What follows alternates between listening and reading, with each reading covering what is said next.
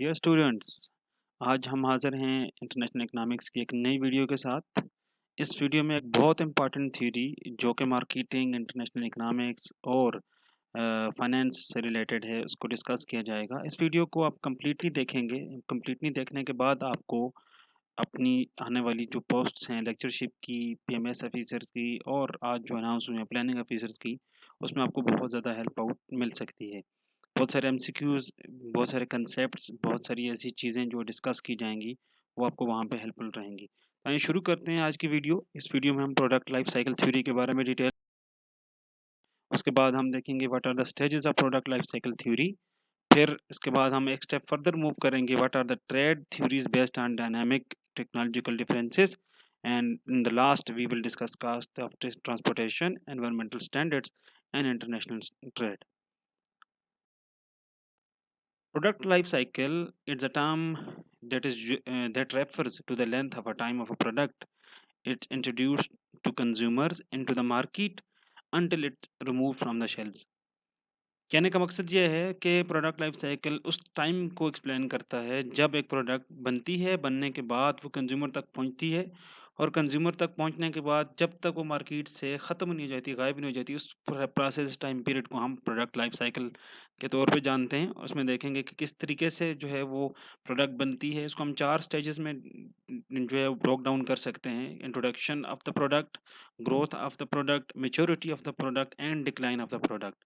This concept is used by management and the marketing professionals as a factor in deciding when it is appropriate to increase advertising, what is the time to reduce or increase the prices, and when we have to expand to the new markets or redesigning of the packaging, etc. The process of strategizing ways to continuously support and maintain a product is called product life cycle management. To move on to the stages of product life, first stage is introduction of the product.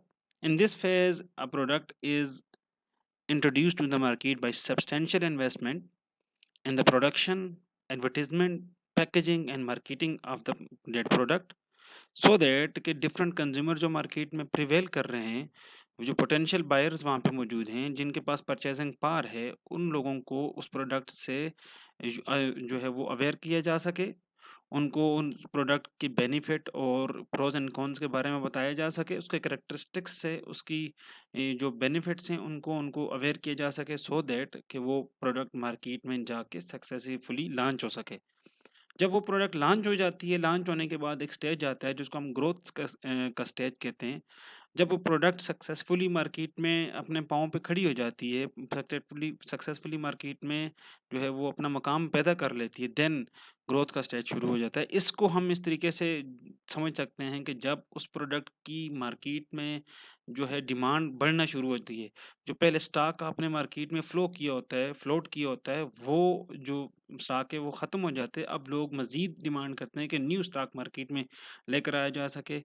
अब फिर उस stock की demand से आपकी production की जो वो भी इंक्रीज़ होगी। जब प्रोडक्शन इंक्रीज़ होगी तो फिर आपकी फर्म की एक्सपेंशन भी होगी, और साथ-साथ आपकी मार्केट में अवेलेबिलिटी का जो स्टेटस है वो भी इंक्रीज़ होगा। अगर पहले आप थोड़ी किसी एक ख़ास स्पेसिफ़िक एरिया, किसी ख़ास जगह पे वो कर रहे थे, प्रोडक्शन सेल कर रहे थे, मार्केटिंग कर रहे थे, तो अब आपकी मार्केट का जो सिनेरियो है, जो स्कोप है वो अनलिमिटेड होता जाएगा, एक्सपैंड होता जाएगा। इसके बाद with the passage of time, जैसे-जैसे प्रोडक्ट मार्केट में सक्सेसफुल होती जाती है और वो प्रोडक्ट जो है अपने ब्रेक इवन पॉइंट्स को अचीव कर लेती है, तो फिर जो स्टेज आती है उसको हम मैच्योरिटी स्टेज कहते हैं। ब्रेक इवन पॉइंट क्या है? पहले सबसे पहले इसको एक्सप्लेन कर दूँ कि वो पॉइंट जहाँ पे किसी भी फर्म की किसी भी प्रोडक्ट को बनाने की जो कॉस्ट है वो आपको वापस मिल जाती है। इट मीन्स टेक्निकल टर्म्स में अगर हम पढ़ें, तो जो उस प्रोडक्ट को बनाने की टोटल कॉस्ट थी, उस वो आपको पे बैक हो जाए in term of total revenue. आपने जो इनिशियली खर्चा किया था उस प्रोडक्ट को बनाने में, वेरिएबल प्लस फिक्स कास्ट जो दोनों उस पे लगी थी आपकी, वो सारी कास्ट जो हैं वो आपको पे बैक हो जाएँ। उसके बाद जो अब जो स्टेज शुरू हो जाएगा वो प्रॉफिटिंग का शुरू हो जाएगा कि अब आपका खर्चा जो था वो आपको वापस मिल गया है, आपकी पॉकेट में वापस आ गया है। अब जो है वो प्रोडक्ट उसके बाद आपको अब प्रॉफिट देना शुरू होगी। तो उस स्टेज में हम जो प्रोडक्ट की जो लाइफ साइकिल में उसको हम नाम देते हैं मैच्योरिटी स्टेज का, कि अब प्रॉफिटेबल स्टेज शुरू हो जाती है जहाँ पे cost of producing and marketing decline हो जाती है, क्योंकि वो मार्केट में वो प्रोडक्ट अपना इतना मकाम, अपनी इतनी स्ट्रेंथ कायम कर लेती है कि अब आपको इतनी ज़्यादा एडवर्टाइजमेंट एंड मार्केटिंग की ज़रूरत नहीं पड़ती। दूसरा, वो जो आप ऑलरेडी उस पर एक्सपेंडिचर किया होता है प्रोडक्शन के बाद मार्केटिंग एडवर्टाइजमेंट का, वो उसका जो रिजल्ट है, जो फ्रूट्स मिल रहे होते हैं, वो लॉन्ग लास्टिंग होते हैं। लिहाजा आप मेच्योरिटी स्टेज में आपकी कास्ट डिक्लाइन होना शुरू हो जाती है, आपके रेवेन्यूज एंड प्रॉफिट्स जो हैं वो इंक्रीज हो रहे होते हैं day by day. And lastly एक स्टेज आता है जहाँ पे डिक्लाइन का स्टेज आता है। हर अरूज को एक ज़वाल है, और हर प्रोडक्ट को, हर चीज़ को भी इसी तरीके से डिक्लाइन होना पड़ेगा। वो प्रोडक्ट जो है, जैसे-जैसे मार्केट में सक्सेसफुल होगी, न्यू कंपेटिटर्स आएँगे, न्यू डिज़ाइन्स आएँगे, न्यू कैरेक्टरिस्टिक्स के साथ, जो रेनोवेशंस के साथ, इनोवेशंस के साथ प्रोडक्ट में मार्केट जो है वो लॉन्च की जाएगी। दूसरे कंपेटिटर्स जो बैठे हुए हैं, तो अब वहाँ पे एक टफ कंपटीशन होगा। अगर उस कंपटीशन को आप जीत सके, आपने कंपटीशन ऑब्वियसली प्राइसेस के सिनेरियो में होगा, कंपटीशन जो है वो एडवर्टाइजमेंट के सिनेरियोज में होगा, कैरेक्टरिस्टिक्स के सिनेरियो में होगा, उसकी प्रॉपर्टीज़ के सिनेरियोज में होगा, और भी बहुत सारे ऐसे महाज हैं जहाँ पे आपको कंपटीशन का सामना करना पड़ेगा। अगर आपने उन कंपनीज को सक्सेसफुली एमुलेट कर लिया, तो फिर तो ठीक है। अगर आप नहीं कर सके, तो with the passage of time आपका जो मार्केट शेयर है वो आपका लूज होता जाएगा, और आपकी जो मार्केट है वो मार्केट से डिक्लाइन होता जाएगी, अनटिल के एक स्टेज आएगा कि आप मार्केट से बिल्कुल ऑब्सोलीट हो जाएंगे। Product life cycle model Vernon ने 1966 में दिया था, और उसने ये बताया कि एडवांस इंडस्ट्रियलाइज कंट्रीज जो हैं, जैसे जैसे डेवलप्ड होते जाएंगे, तो वो नई प्रोडक्ट्स को मार्केट में इंट्रोड्यूस करेंगे with the powers of imperfect competition, जो सच एज मोनोपोली पावर, फिर डिफरेंशिएटेड प्रोडक्ट्स करके, फिर with the passage of time उनकी वहाँ पे मार्केट में जो है वो स्ट्रेंथ अपनी डेवलप करते जाएंगे। अब हम प्रोडक्ट लाइफ साइकिल थ्योरी की इंट्रोडक्शन और उसकी स्टेजेस डिस्कस कर चुके हैं। अब हम देखना चाह रहे हैं कि उस प्रोडक्ट लाइफ साइकिल थ्योरी जो है वो ट्रेड पे क्या इम्पैक्ट डालती है, वो दो कंट्रीज के दरमियान सिनेरियोज जब ट्रेड के होते हैं उन पे क्या इम्पैक्ट पड़ता है, उसको हम ग्राफिकली भी देखेंगे, और उसके इम्पैक्ट को हम थियोरेटिकली डिस्कस भी करेंगे। As the technology producing the product becomes more widespread, production will spread to other nations. जब आपकी चीज़ आप बनाएंगे, वो मार्केट में जाएगी, लोग उसको देखेंगे, लोग उसको कॉपी करना शुरू करेंगे, उसकी टेक्निक को अडाप्ट करना शुरू करेंगे। तो आप प्रोडक्शन जो है आपसे हट के, आप अगर माइक्रो लेवल पे बात करें तो आपसे हट के दूसरे कंपेटिटर्स के पास वो चला जाएगी, और अगर आप मैक्रो लेवल पे बात करें तो एक नेशन से दूसरे नेशन में उसकी जो प्रोडक्शन का प्रोसेस है वो स्प्रेड आउट हो जाएगा। ये मूव जो है इंटरनेशनल ट्रेड, या one person to other person, one company to other company, अब आपकी वहाँ पे कंपटीशन को इनिशिएट करेगी मार्केट में, और वहाँ पे फिर कंपैरेटिव एडवांटेज फ्रेमवर्क जो है वो इंटरवीन करेगा, आइदर आप मैक्रो लेवल पे हैं या माइक्रो लेवल पे हैं। तो आप उसका ग्राफिकल एनालिसिस देखने जा रहे हैं कि क्या सिनेरियो हो रहा है जी, कहाँ पे मार्केट में क्या चीज़ प्रिवेल करी है। फर्स्ट ऑफ ऑल आपको यहाँ पे इसमें एक एक्सेस पे टाइम नज़र आ रहा है, एक में उसकी क्वांटिटी प्रोडक्शन नज़र आ रही है। जैसे-जैसे आपकी प्रोडक्ट फ़र्स्ट ऑफ ऑल पहले स्टेज में होती है, तो आप उसको चीज़ों को जो है प्रोड्यूस कर रहते हैं। जो आपको ब्लैक लाइन नज़र आ रही है, पॉइंट ओरिजिन 0 से ऑनवर्ड, ये शो कर रही है कि आप किसी चीज़ को जो है वो with the passage of time जो है वो कंज्यूम करना शुरू हो गए। वहाँ पे उसकी डिमांड बढ़ी है, वहाँ पे उसके बारे में लोगों ने मार्केट में जाके पूछना शुरू किया। जैसे-जैसे मार्केट में जाते जाएँगे, मार्केट में वहाँ पे सिनेरियो प्रिवेल करता जाएगा, अब प्रोडक्शन शुरू हो जाएगी। प्रोडक्शन शुरू होके विद वो आप अपनी डोमेस्टिक नीड्स को पूरा करना शुरू करेंगे। इनिशियल स्टेजेस पे होगी। इनिशियल स्टेजेस के बाद अपनी अपनी डोमेस्टिक प्रोडक्शंस को नीड्स को पूरी करते जाएँगे, तो आप स्टेज 1 से स्टेज 2 में दाखिल हो जाएँगे। जब आप स्टेज 1 से स्टेज 2 में दाखिल होंगे, तो अब आपकी प्रोडक्ट मार्केट में सक्सेसफुल हो जाएगी। अब मा वहाँ पे ग्रोथ स्टेज में आ जाएगी। जब वो ग्रोथ स्टेज में आ जाएगी, तो अब आपकी जो प्रोडक्ट है वो बाकी एरियाज तक वाइड स्प्रेड हो जाएगी। उसका नाम, उसकी क्वालिटीज़, उसकी कैरेक्टरिस्टिक्स, उसकी टाइप, उसकी नेचर जो है बाकी लोग भी जानेंगे। जब वो उस चीज़ को जानेंगे, तो वो in the shape of exports आपसे वो ले सकेंगे, आपकी कंपनी से, आपके कंट्री से वो एक्सपोर्ट्स होंगी। जब वो एक्सपोर्ट होंगी, तो आप इसको पैरेलली यहाँ पे देखें, तो बाकी पार्ट ऑफ द वर्ल्ड जो हैं, बाकी पार्ट ऑफ द कंट्रीज जो हैं, वो उनको इम्पोर्ट्स कर रहे होंगे आपके मुल्क से। आपके मुल्क में जो उस वक़्त यहाँ पे जो जो आपको ये ब्लैक लाइन इसमें नज़र आ रही है, यहाँ पे पॉइंट ए के बाद वो आपकी फ़ॉरेन कंट्रीज़ में कंज़म्पशन को शो कर रही है। ठीक है? फिर आपकी इसी तरह ग्रेजुअली प्रोडक्ट जो है ग्रो करती जाएगी, ग्रो करते-करते आपकी स्टेज पहुँच जाएगी मैच्योरिटी की। जब वो मैच्योरिटी की स्टेज आ जाएगी, इसका मतलब है कि आपका अब जो है वो फर्म जो है आपकी जो प्रोडक्ट है, आपकी जो कंपनी की जो गुड्स एंड सर्विसेज़ हैं, वो इस स्टेज में दाखिल हो चुकी है कि वो उसकी डिमांड जो है डोमेस्टिकली, इंटरनेशनली या इंटरनेशनली बहुत ज़्यादा स्ट्रॉन्ग है, बहुत ज़्यादा एक्सपेंड हुई हुई है। जब बहुत ज़्यादा एक्सपेंड हुई हुई है, तो अब वहाँ पे आपकी एक्सपोर्ट्स जो हैं वो ह्यूज लेवल की होंगी, एक्सपोर्ट्स बहुत ज़्यादा होंगी। जब एक्सपोर्ट्स बहुत ज़्यादा होंगी तो वो उसका जो स्प्रेड होगा वो भी बहुत सारे कंट्रीज़ तक होगा।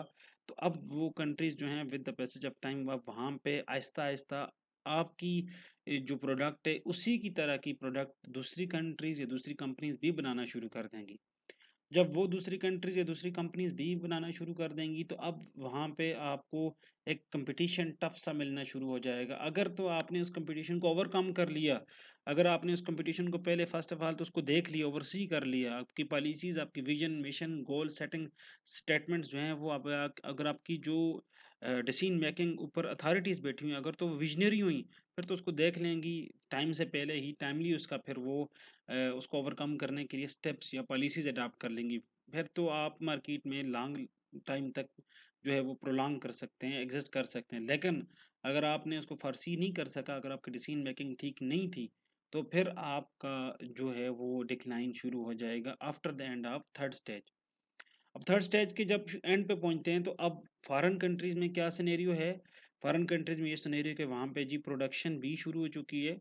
शुरू हो चुकी थी जो सेकंड स्टेज के एंड होने के बाद शुरू हुई और अब वहाँ पे आपकी प्रोडक्शन और कंज़म्पशन वो बराबर हो चुकी है। इट मीन्स के जो फॉरेन कंट्रीज़ थे अब वहाँ पे जो डोमेस्टिक प्रोड्यूसर्स थे उन्होंने भी इतनी मकदार में चीज़ बनाना शुरू कर दी कि जो उनकी अपनी ज़रूरत को पूरी कर रही थी, उनकी अपनी ज़रूरत के मुताबिक अब वो ब्रेक इवन पे पहुँच चुके हैं in terms of production and consumption.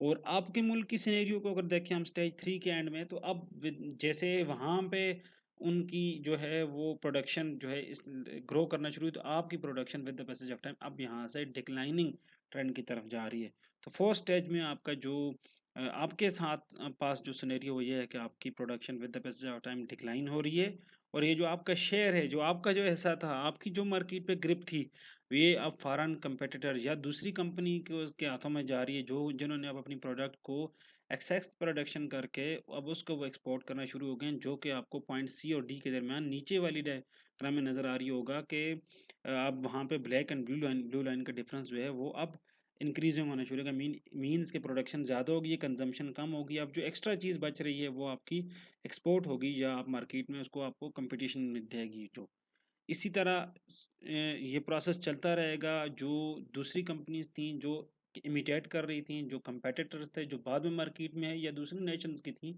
वहाँ पे उस प्रोडक्ट की ग्रोइंग स्टेज शुरू होगी, उस प्रोडक्ट की जो है वो मैच्योरिटी स्टेज की तरफ सफ़र जारी होगा। लेकिन आपके यहाँ जो आपकी प्रोडक्ट थी, उसका जो है वो डिक्लाइन का सफ़र जारी होगा। करते-करते जो ये स्टेज एंड होगी, तो आपकी जो अपने मुल्क में जो प्रोडक्शन थी वो ख़त्म हो जाएगी। अब आप जो क्या करेंगे जब नेक्स्ट स्टेज के शुरू में जाएँगे तो वो वही प्रोसेस होगा जो पीछे स्टेज 2 में शुरू हुआ था कि अब वहाँ पे जो कंट्रीज़ थे वो प्रोडक्ट्स को ज़्यादा बेहतर तरीके से प्रोड्यूस कर रहे होंगे, ज़्यादा इनोवेशंस, ज़्यादा न्यू कैरेक्टरिस्टिक्स, ज़्यादा रेनोवेट करके चीज़ को मार्केट में लेकर के आ रहे होंगे। तो ज़्यादा इकोनॉमीज़ ऑफ स्केल होंगी, कम प्राइसेज़ होंगी, बेहतर क्वालिटी होगी तो लिहाज़ा अब वो अपनी प्रोडक्ट्स को एक्सपोर्ट करेंगे और आपके मुल्क में जो डोमेस्टिक प्रोड्यूसर्स थे वो मार्केट से ख़त्म हो जाएँगे, क्विट कर जाएँगे, शट डाउन हो जाएँगे प्रोसेसेस उनके। लिहाज़ा अब आपके मुल्क में जो है अब आपके मुल्क जो है वो पे जो जो इनोवेटिंग कंट्री का स्टेटस है वो छो उससे ख़त्म हो जाएगा। अब वो इमिटेटिंग जो है कंट्री के स्टेटस की तरफ आएगा। लिहाज़ा अब ये प्रोसेस चलता रहेगा। फिर आपके मुल्क से कोई उठेगा कंपेटिटर जो उसको टफ टाइम देगा उसी प्रोडक्ट को दूसरी जो नेशन प्रोड्यूस करी थी। फिर ये प्रोसेस चलता रहेगा लिहाज़ा दिस प्रोसेस गोज़ ऑन ये चलता रहा है। जब से इंसान आया है उसके बाद से ये चीज़ें चलती रही हैं और चलती रहेंगी जब तक यहाँ पे कंज़म्पशन और प्रोडक्शन का प्रोसेस चलता रहा है। तो इस तरीके से हमने देखा कि एक प्रोडक्ट जो है इन 4-5 स्टेजेस से गुज़रती है और उस गुजरने वो शुरू होता है उसका प्रोडक्ट मार्केट में लॉन्च होने से लेकर प्रोडक्ट से ख़त्म होने तक के प्रोसेस को प्रोडक्ट लाइफ होगी। जब जो है वहाँ पे उन दोनों के दरमियान जो है वो ट्रांज़िट या ट्रेड का जो है वो सिनेरियो मौजूद होगा, पहली बात। और दूसरी बात ये है कि वहाँ पे जो होमोजेनियस प्रोडक्ट्स मार्केट में थी, वो तभी जो है वो ट्रेड होंगी जब आपकी प्री ट्रेड प्राइसेस थी वो ट्रांसपोर्टेशन कॉस्ट से ज़्यादा होंगी। मीन्स कि आपको किसी भी चीज़ को बेचने का खर्चा जो है, बेचने के लिए आपने जो लेके आना-जाना है उसका खर्चा आपको कम पड़ रहा है, मीन आपकी प्राइस से, तो तभी आप मार्केट में आप लेकर जाएँगे। अगर आपका ट्रांसपोर्टेशन का खर्चा ज़्यादा आ रहा है, तो अब शिफ्टिंग का खर्चा ज़्यादा आ रहा है, मोबिलिटी का खर्चा ज़्यादा आ रहा है नेशनली और इंटरनेशनली, तो आप उसको मार्केट में लेकर नहीं जाएँगे क्योंकि वो आपको प्रॉफिटेबल नहीं होगी, आपको लॉस देगी फिर। Transportation of non-traded goods and services are good for which transport cost exceed price differences across nation. Means के आपकी अब ट्रांसपोर्टेशन कास्ट जब इस सिनेरियो में है वो कि जब आपकी ऐसी गुड्स एंड सर्विसेज हों जिन जिनकी जो है वो ट्रेवलिंग बहुत मुश्किल हो, तो उनका शिफ्टिंग जो non traded goods and services हो, तो उनकी ट्रांसपोर्टेशन जो है वो एक लिहाज से अच्छी होगी कि जब तब बेनिफिशियल होगी जब उनकी ट्रांसपोर्टेशन कास्ट जो है वो price differences across the nation से ज़्यादा होगी। Ways to analyze the transportation cost. One is to use general equilibrium analysis, and second is partial equilibrium analysis. And general equilibrium analysis, we use transportation production possibility frontiers or offer curves and express transport cost in terms of relative commodity prices. Offer curve के बारे में हमने chapter number 4 में के अंदर discuss किया। वो ये था कि आपकी एक नेशन अपनी जो एक्सपोर्ट कमोडिटी की कितनी कितनी यूनिट्स जो है वो ऑफर कर रही है in order to gain the one unit और specific units of import commodity जो दूसरा नेशन उसको दे रहा है। तो उसको हम ऑफर कर कह रहे हैं कि आप किसी भी इम्पोर्ट कमोडिटी की कोई यूनिट्स लेने के लिए अपनी प्रोडक्ट की कितनी यूनिट ऑफर कर रहे हैं, उसको उस पर जो वो डिपेंड करती है जर्नल इक्विलिब्रियम एनालिसिस। या फिर आपका पार्शियल इक्विलिब्रियम एनालिसिस हम क्या करते हैं कि एक्सचेंज रेट को, इनकम को और ऑल अदर फैक्टर्स को कांस्टेंट रख के हम एब्सोल्यूट कास्ट की बुनियाद पे हम डिटरमाइन करते हैं। एब्सोल्यूट कास्ट का मतलब है कि आप प्राइसेस की बुनियाद पे देखते हैं कि उनको कितना टोटल खर्चा पड़ रहा है उस चीज़ को जो बनाने या ट्रांसपोर्ट करने में। डायग्राम में आप देख लें पार्शियल इक्विलिब्रियम एनालिसिस अब ट्रांसपोर्ट कास्ट एक नेशन है जहाँ पे आपके पास नेशन वन जहाँ पे आपकी जो है वो एक्सपोर्ट और इम्पोर्ट्स जो हैं, डिमांड एंड सप्लाई जो है वो जहाँ पे मीट कर रही हैं।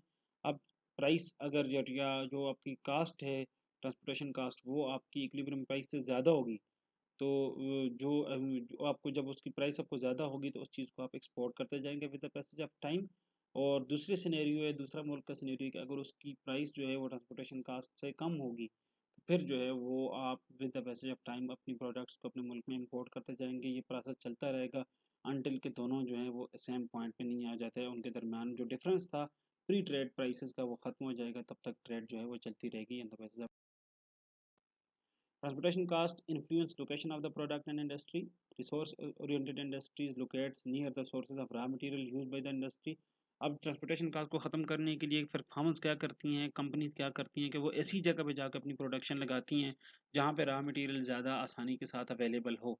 पिछली वीडियो में भी मैंने आपके साथ डिस्कस किया कि कंपनीज आउटसोर्स कर लेती हैं या ऑफशोरिंग कर लेती हैं ऐसे इलाकों में जहाँ पे रॉ मटेरियल ईजी से आसानी से चिपली अवेलेबल होता है, वहाँ पे जाके जो है वो अपनी प्रोडक्शन को रिसोर्स ओरिएंटेड इंडस्ट्री लगा के करना शुरू कर दी। या मार्केट ओरिएंटेड इंडस्ट्रीज़ के आप ऐसी जगह पे ऐसी मार्केट्स में जाके प्रोडक्शन शुरू करते हैं जहाँ पे बहुत ज़्यादा जो है वो क्या कहते हैं डिमांड एग्जिस्ट करती है। या दूसरे सिनेरियो में कि जहाँ पे आपकी ट्रांसपोर्टेशन कास्ट जो है वो आपको बहुत कम पे करनी पड़ती है, तो वहाँ पे आप अपनी प्रोडक्शन को जाके स्टार्ट करना शुरू कर देते हैं। ऐसी मार्केट्स को लोकेट करते हैं जहाँ उनके करीब अपनी प्रोडक्शन प्रोसेस को लगा लेते हैं जहाँ पे डिमांड बहुत ज़्यादा है, जो ज़्यादा जहाँ पे अपनी प्रोडक्ट सेल होती है उसके करीब आप अपनी प्रोडक्शन लगा लेते हैं सो दैट कि आपकी ट्रांसपोर्टेशन कास्ट कम से कम बेयर करने पड़े। थर्ड जो सिनेरियो है फूड लूज इंडस्ट्रीज का है कि आप face neither substantial weight gains nor losses during production.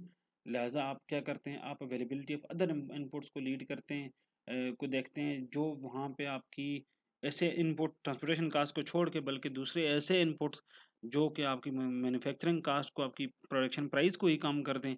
आप उन बुनियादों पर देखते हैं, उन इंडस्ट्रीज़ की तरफ जाते हैं और वहाँ पे आप अपनी प्रोडक्शन उनके करीब शुरू करना शुरू कर देते हैं। That's all from this video. इंशाल्लाह किसी नई वीडियो के साथ हाजिर होंगे।